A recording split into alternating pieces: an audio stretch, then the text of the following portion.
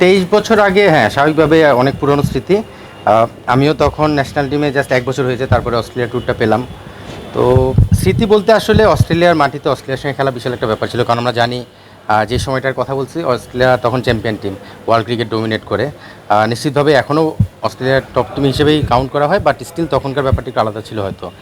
আর একটা মজার বিষয় হচ্ছে আমাদের ফার্স্ট টিম অ্যানালিস্ট, যেটা কম্পিউটার অ্যানালিস্ট বলি বা টিম অ্যানালিস্ট, তখন ফার্স্ট অ্যাসাইন করা হয়েছিল নাসু ভাইকে 2003-এই। তো তখন পর্যন্ত কিন্তু আমরা কোনো অ্যানালিস্টের আন্ডারে কাজ করিনি। তো স্বাভাবিকভাবে অ্যানালিস্ট থাকলে হয়তো কিছু ফুটেজ বা কিছু ভিডিও দেখার মাধ্যমে আমরা আইডিয়া পাই। তো ওই সিরিজটা ছিল ফার্স্ট একটা অ্যাসাইনমেন্ট করা অ্যানালিস্ট আমাদের নাসু ভাই ছিলেন টিমের সঙ্গে। তো এই 23 বছর আগের যে ঘটনাগুলো অনেক স্মৃতি রয়েছে, যেটা আসলে মানে শেয়ার করতে চাইলে অনেক লম্বা হয়ে যাবে, বাট স্বাভাবিকভাবে অনেক বড় একটা স্মরণীয় সময় ছিল আমাদের। ওই সময় সেরা বোলিং অ্যাটাক ছিল বলতে হবে। অস্ট্রেলিয়া যদি একমাত্র নাম দেখি, শেনওয়ান হয়তো ওই টেস্টে খেলেনি, ওই টেস্ট সিরিজে খেলেনি, ম্যাকগিল খেলেছিল, সেও নিশ্চিতভাবে ওয়ার্ল্ডের one of the best spinner ছিল। আর পেস বোলার যারাই ছিল, ম্যাকগ্রা, গিলিস্পি করেছে, চেঞ্জে আসলো ব্রেটলি, ওয়ার্ল্ডের থ্রেড যদি বোলিং অ্যাটাক ধরা হয় তখন সেটাই সেরা ছিল। সো স্বাভাবিকভাবে ওই বোলিংয়ের অ্যাগেনস্টে আমাদের টার্গেট ছিল যে কীভাবে ম্যাচটাকে আমরা লম্বা করতে পারি। সো চিন্তাটা সবার মধ্যেই ছিল এবং খুব ভালো করেছি বলবো না, বাট ওই সময় হিসেবে কিন্তু প্রথম ম্যাচটা আমরা 3 দিনে শেষ হয়েছিল, পরের ম্যাচটা 4 দিনে গিয়েছিল। সেই জায়গা থেকে মনে হচ্ছে যে যতটুকু লম্বা করে আমরা চিন্তা করেছিলাম সেই হিসেবে খারাপ করিনি। হয়তো যাওয়ার আগে অস্ট্রেলিয়া মিডিয়া বা লোকাল মানুষজন চিন্তা করেছিল তো 2 দিনে টেস্ট শেষ হয়ে যাবে। তো সেই জায়গা থেকে 3 দিন নেওয়া, 4 দিন নেওয়া, সেটা কিছুটা ইম্প্রুভমেন্ট দেখা গিয়েছিল।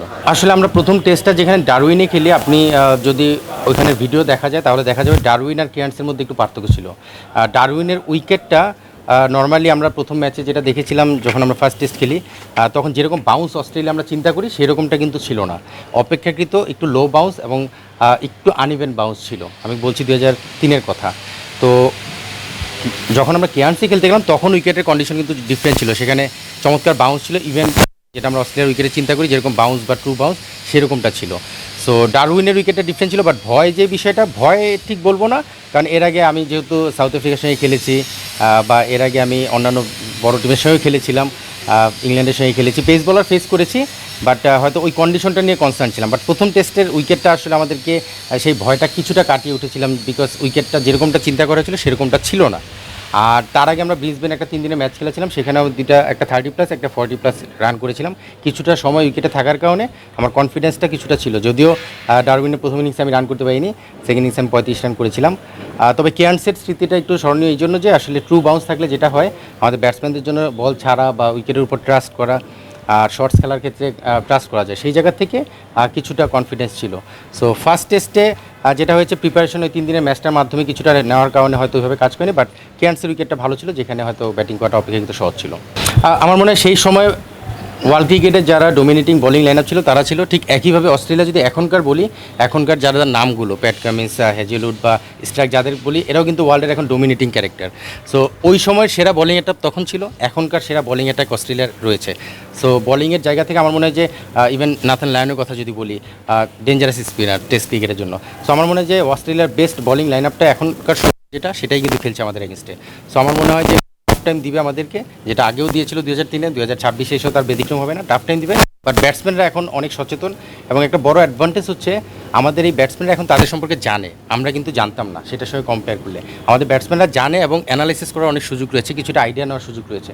সো সব জায়গা থেকে আমি আমাদের বাংলাদেশ ক্রিকেটে 23 বছর যেখানে উঠে এসেছে, আমি বিশ্বাস করি আমাদের দল যথেষ্ট প্রিপেয়ার্ড হয়ে সেখানে খেলা শুরু করবে এবং আগের চেয়ে মানে 2003-এর সঙ্গে কম্পেয়ার করলে নিশ্চিতভাবে আমরা ভালো কিছু রেজাল্ট আশা করতেই পারি। আমার কাছে মনে হয়েছে যে এখানে ড্রাইভিং স্লটে যে বলগুলো আছে এগুলো একটু কনসার্ন থাকা খুব জরুরি। মানে নর্মালি এই ধরনের বাউন্সি উইকেটে ড্রাইভ খেলা অলওয়েজ একটু চ্যালেঞ্জিং, যেখানে মুভমেন্টও বেশি থাকে, পাশাপাশি এক্সট্রা বাউন্স, সাইড শটের প্রতি একটু নজর রাখলে ভালো। আমি আসলে 2003-এর কথা বারবার টেনে আনছি এই জন্য যে আমি ওখানে যে 250 করেছিলাম, আমি যদি আপনি বোলিং আমার রানের অ্যানালাইসিস করেন সেখানে দেখবেন আমি ম্যাক্সিমাম রান করেছিলাম স্পিনের এগেনস্টে, পেস বলের এগেনস্টে আমি খুব বেশি রান করিনি, কারণ আসলে শর্টস খেলাটা খুব চ্যালেঞ্জিং ছিল। সো এক্ষেত্রেও কিন্তু হয়তো পেস বলার এক সাইড থেকে কন্টিনিউ করে শর্টস বল আসবে, বাট শুরুতে আমার মনে হয় যে বল ছাড়ার অভ্যাসটা যার ভালো সেইখানে সার্ভাইভ করার কাজটা খুব সহজ হবে, বিকজ আমরা ধারণা করছি যেখানে উইকেটে ট্রু বাউন্স থাকবে। এবং ডারউইন আমি 2 বছর আগে টপ এন্ড T20-তে আমরা যখন গিয়েছিলাম, আমি টিমের সঙ্গে ছিলাম সিলেক্টর হিসেবে, তখন আমি দেখেছি এখন উইকেটটা কিন্তু ডিফারেন্ট। সেই 23 বছর আগের উইকেটের সঙ্গে এখন ডারউইনের উইকেটে মিলানো যাবে না, এখন অবশ্যই তার চেয়ে অনেক বেটার উইকেট আমি দেখে এসেছি। সো সেই জায়গা থেকে আমার ধারণা ট্রু বাউন্স থাকলে ব্যাটসম্যানরা যদি ছেড়ে খেলতে পারে, মানে ছাড়ার জায়গায় যদি তারা কনফিডেন্স থাকে যে আমি ভালো বলটা ছাড়বো যেটা উইকেটের উপর দিয়ে যাচ্ছে বা সাইড গাইড দিয়ে যাচ্ছে, ওই বল ছাড়ার যে বিষয়টা সেটা যদি কনসার্ন থাকে আমার মনে হয় এটা বড় রান করা সম্ভব। আমার মনে হয় যে 5 দিন পর্যন্ত খেলা এটা চিন্তার চেয়ে বড় ইম্পর্টেন্ট। আপনি যেটা শুরুতে বললেন যে ডে বাই ডে, এখানে ডে বাই ডেটা ইম্পর্টেন্ট। উইকেটটা কেমন বিহেভ করছে সেটা দেখার পরে সেই দিনটা কীভাবে আমরা ইউজ করতে চাই। ফর এক্সাম্পল আমরা করছি হয়তো খুব বাউন্স হবে, দেখা উইকেটে ট্রু বাউন্স যেখানে এক্সট্রা বাউন্সটা নেই খেলতে পারি। বাট আমি ছাড়ার যে বিষয়টা এই জন্য বললাম, এখানে ওয়ার্ল্ড ক্লাস বলার যারা তারা কিন্তু লোভনীয় বল করে, মানে একদম মনে হয় যে হাফ বলি বল, যে বলটা আসলে হাফ বলি না, একটু দূরে এবং বলটা একটু বাউন্সের সঙ্গে মুভমেন্ট থাকে, সেই জায়গায় বল ছাড়াটা, ওই ড্রাইভিং স্লটের বলটা ছাড়াটা খুব জরুরি। যদি আমি প্রচুর শর্টস খেলতে থাকি, টেস্ট ক্রিকেটে যেটা হয় একটা বলার কিন্তু চায় তুমি আমাকে 3-4 মারো তারপরে আউট হয়ে যাও। সো সেই জায়গায় যদি বলার ওই লোভনীয় বলটা করে, আমরা ব্যাটসম্যানরা যদি সেই লোভটা সামলাতে না পারি, তাহলে কিন্তু 1-2-4 মেরে শর্টস খেলে আউট হয়ে যাওয়ার ভয়টা ঘটনা ঘটতে পারে। এই জায়গা থেকে আমাদেরকে রান করার ব্যাপারে কনসার্ন থাকতে হবে যে আমি কোন জোন দিয়ে কোন শট দিয়ে রান করতে চাই। মানে অ্যাটাকিং খেলা বা আমরা যদি এখনকার ক্রিকেটের সঙ্গে দেখি দিনে 300+ রান করা, এই ক্রিকেট কিন্তু চলে এসেছে। সো সেই জায়গাটা কোন বলে কীভাবে রান করব বা কোন জোনটা আমি রান করতে চাই, ব্যাটসম্যানদের এটা চিন্তা করা খুব জরুরি। সেই জায়গা থেকে আমার মনে হয় যে ব্যাটসম্যানরা নিশ্চিতভাবে প্ল্যান করছে এবং উইকেটের অবস্থা বুঝে এবং বলারের স্ট্রেংথ বুঝে সেই জায়গাটার সঙ্গে ম্যাচ আপ করেই আগানো উচিত। একদম ডেড যেটা ক্রিকেট আমরা একসময় খেলতাম যে সারাদিন খেলবো 200 রান করবো, ব্যাপারটা কিন্তু সেরকম নেই। তবে এখানে স্কোরিং বলটা পিক করাটা খুব জরুরি এবং স্কোরিং শটগুলো 1-2টা শটের মধ্যে থাকা খুব জরুরি। মানে অনেকগুলো শট যদি আমরা মিক্স আপ করে খেলতে চাই, তখনই হয়তো রানটা বড় করার ক্ষেত্রে আমরা পিছিয়ে যেতে পারি এবং আউট হওয়ার ভয়টা চলে আসতে পারে। সো সেই ক্ষেত্রে আমার মনে হয় যে এই জায়গাটায় ব্যাটসম্যানরা যদি একটু কনসার্ন থাকে তাহলে আমাদের বড় রান করা সম্ভব।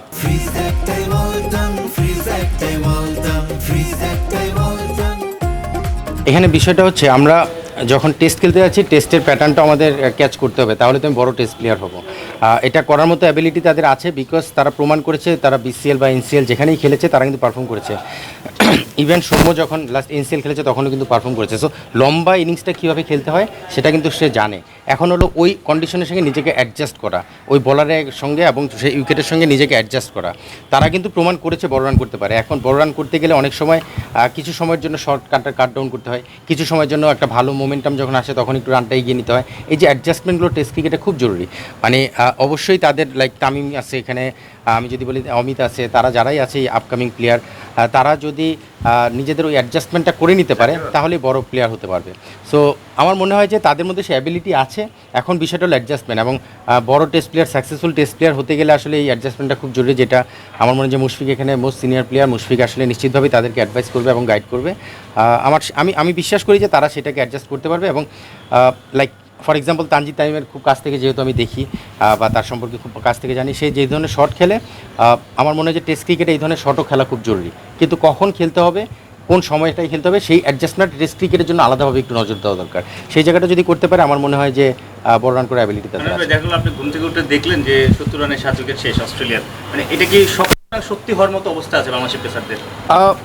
মানে অস্ট্রেলিয়ার 7 উইকেট পড়ে গেছে, 70 রানে 7 উইকেট। আমার মনে হয় এটা কিছু টাফ, অসম্ভবই বলবো, বিকজ এই কন্ডিশনে আমাদের যারা বোলিং করছে তারা কখনো খুব বেশি বল করেছে আমি বলবো না, লাইক এবাদত, খালেদ, তাসকিন যারাই আছে, ইভেন মুশফিকের কথা যদি বলি, পেস বোলারদের কথা স্পেশালি বলতে চাই, তারা আসলে এখানে হয় না যে এই ধরনের পেস কন্ডিশনে কিন্তু বোলিং করার আলাদা একটা এক্সপিরিয়েন্স লাগে। কোন লেন্থে করতে হবে, কোন লেন্থ থেকে কীভাবে ব্যাটসম্যানকে সেখানে বিট করতে হবে। সো ট্রেডিশনাল লেন্থ আর এই কন্ডিশনের লেন্থ কিন্তু একটু আলাদা হয়। সো সেই জায়গাটা অ্যাডজাস্টমেন্টটাও জরুরি। সো সেই জায়গা থেকে 70 রানে 7 উইকেট, অস্ট্রেলিয়ার যে ব্যাটিং লাইন আপ, সেই ব্যাটিং লাইন আপের এগেন্স্টে আমার মনে হয় যে অস্ট্রেলিয়াকে 70 রানে আউট করা খুবই কঠিন, বাট ক্রিকেটে অসম্ভব কিছু নেই। যদি এটা হয় তাহলে স্বপ্নমতোই মনে হবে আমার কাছে। এখানে খুব ইম্পর্টেন্ট হচ্ছে আপনি ব্যাটসম্যানের এগেন্স্টে কীভাবে প্ল্যান সাজাবেন। এখন ট্রাভিস হেডের সঙ্গে যেভাবে প্ল্যান সাজাবেন, নিশ্চিতভাবে স্মিথের এগেন্স্টে ঠিক সেম প্ল্যান করবেন না। সো এটা ডিপেন্ড করে আমার স্ট্রেংথ অ্যাজ এ বলার, আমার কি স্ট্রেংথ রয়েছে, আমার স্ট্রেংথের কোন বলার ব্যাটসম্যান এগেন্স্টে আমি আমার স্ট্রেংথটাকে ইউজ করতে চাই। নিশ্চিতভাবে টিম প্ল্যান সেটা করা হচ্ছে, এখানে অ্যানালিস্ট রয়েছে, কোচরা রয়েছে, যারা এখানে এক্সপিরিয়েন্স প্লেয়ার আছে তারাও অ্যাডভাইস করবে। সো ট্রাভিস হেডের এগেন্স্টে অ্যাটাকিং না, তাকে কীভাবে আটকানো যায়, তার উইকনেসটা কোথায়, সেখানে যদি আমরা আমাদের ডেলিভারিগুলো করতে পারি, হয়তো সে কুইক, কিন্তু ওই রানটা বড় করতে পারে না যেন, সেটা ইনশিওর করতে হবে। ট্রাভিস হেডকে আটকে রাখতে পারবেন না আপনি, সে যদি 30-40 করে ফেলে কুইক করে করুক, কিন্তু তারপরেও যদি তারা উইকেটটা আমরা নিয়ে নিতে পারি, সেই রানটা আর বড় করতে পারবে না। সো এই জন্য আমাদের নিশ্চিতভাবে একটা প্ল্যান থাকবে, সেই প্ল্যানটা এক্সিকিউশনের যে বিষয়টা, সেটাই বলছিলাম এক্সপিরিয়েন্স। স্পিন পর্যন্ত যাওয়ার আগে যে পেস বলে রানটা করে ফেলবে, সেই পেস বোলিংয়ের আমার মনে হয় যে যারা রয়েছে তাসকিন সেখানে লিড করবে এক্সপিরিয়েন্সের জায়গা থেকে। সো লেটস সি, আসলে হোপ ফর দ্য বেস্ট। এখানে বিষয়টা হলো জয় যে 5 উইকেট নিয়েছিল আমি মাঠেই ছিলাম, কারণ আমি টপ এন্ড ওই সিরিজটায় সিলেক্টর হিসেবে টিমের সঙ্গেই ছিলাম।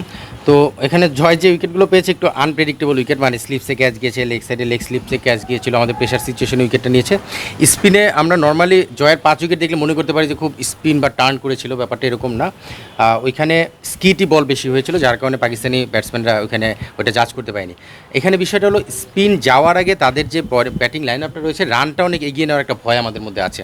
রানটা এগিয়ে গেলে তখন স্পিনাররা হয়তো রানটা কিছুটা কন্ট্রোলের চেষ্টা করতে পারে, কিন্তু রানটা এগিয়ে গেলে তখন স্পিনারদের খুব বেশি করণীয় কিছু থাকে না। সেখানে পেস বোলারদেরকে লিড দিতে হবে আসলে, মানে আর্লি উইকেট না নিলে কিন্তু অস্ট্রেলিয়ার রানটা আটকানো কঠিন হয়ে যাবে। সেই জায়গা থেকে পেস বোলারদের লিড দিতে হবে। এই জন্যই বারবার আলোচনায় অস্ট্রেলিয়ার ব্যাটিংয়ের এগেন্সে আমাদের পেস বোলারদের আলোচনা চলে আসছে। বাট নিশ্চিতভাবেই মিরাজ এবং তাইজুল আমাদের নিশ্চিতভাবে বেস্ট স্পিনার বলতে হবে, পাশাপাশি ওয়ার্ল্ডের মোস্ট এক্সপিরিয়েন্স দুজন স্পিনার।